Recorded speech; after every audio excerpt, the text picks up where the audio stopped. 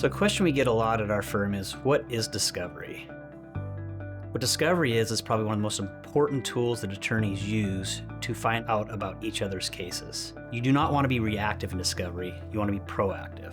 Some examples of discovery are questions that you would ask the other side, that you're trying to get more information about their case, and the other main component is request for the production of documents. These are the type of things that you will need to determine financials. So you're looking at W-2s, maybe retirements, bank accounts, tax statements. And another thing you look for on the child custody end is things like medical records, determine who's been taking the children to and from the doctor, how are they doing in school, those types of things. Discovery is a tool that's sometimes underutilized in family law cases, but is very, very imperative to get to the point that you want to be. The types of information that are acquired during discovery range depending on what questions you're asking for.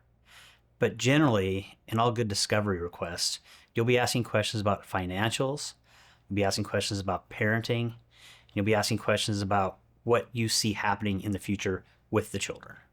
Some things that you can expect to receive in discovery are things like bank statements, credit card statements, loan statements, retirement statements, anything that has to do with the financial wherewithal of the other party. Another important question to ask during the discovery process is try to get information regarding social media posts, texts, those sorts of things that become very, very critical on the parenting end. We've said before that you don't ever want to be retaliatory, you don't want to be derogatory, you don't want to do anything to paint yourself in a bad light, especially when you're texting.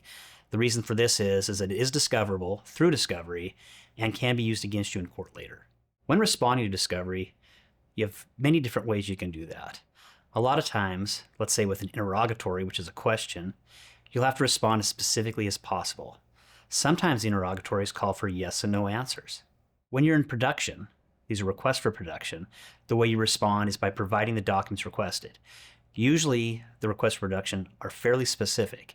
And what I always tell my clients is to only respond to the question that is asked and only produce the documents that are requested. How is discovery used in court?